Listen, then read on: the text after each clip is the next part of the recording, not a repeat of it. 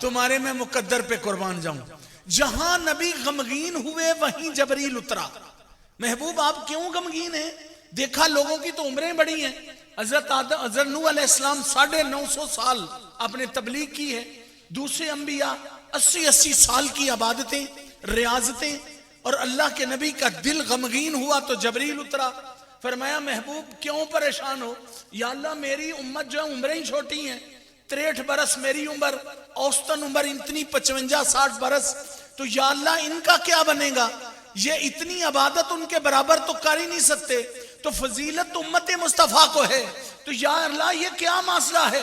فرمایا محبوب آپ پریشان نہ ہو جائیں، ہم آپ کو ایک دے رہے ہیں قدر والی رات، جو ایک رات ہر سال کے بعد رمضان میں آئے گی، اور جو اس کو پائے گا اللہ اس کو 83 برس 4 ماہ کا ثواب عطا فرما دے گا.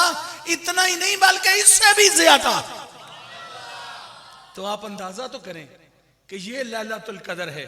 بھائی پوری سورہ ہے، پورا قرآن اس پہ نازل ہوا ہے کہ طلوع فجر تک جبریل ملائکہ کے ساتھ اتر آتا ہے.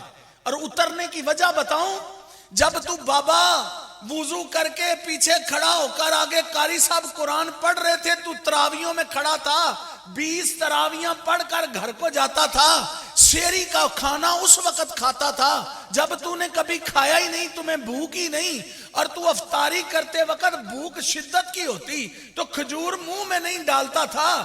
تیرا مالک سب کچھ دیکھتا رہا ہے، اور دیکھ کر مالک اتنا راضی ہوا ہے، فرمایا جبریل فرشتوں کو نیچے لے جا، اور میرے نبی کے ان امتیوں سے جا کر ان کو سلام بھی کرو اور مصافحہ بھی کرو ان کے ساتھ.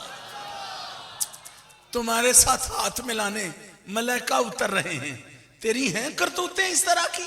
یہ تو کملی والے کا صدقہ ہے نا کہ تمہیں کون سی عزتیں کون سے مرتبے عطا کر دیے، کرم کر دیا. میرے نبی فرماتے ہیں میدان محشر ہوگا، ہر نبی وہاں نفسی نفسی کہہ رہا ہوگا، ہر نبی کو اپنی اپنی پڑی، یا اللہ میری جان بچا. آدم کہے میری جان بچا، شیش کہے میری جان بچا، نوح علیہ السلام کہے میری جان بچا، ادریس علیہ السلام کہے میری جان بچا، یوسف اور یعقوب کہیں میری جان بچا، موسیٰ اور ہارون کہیں میری جان بچا، ابراہیم اسماعیل کہیں میری جان بچا. مگر پورے میدان محشر میں ایک کونے میں ایک ہی ہستی ہے جو سب کہیں نفسی نفسی، میرا نبی کہے امتی امتی.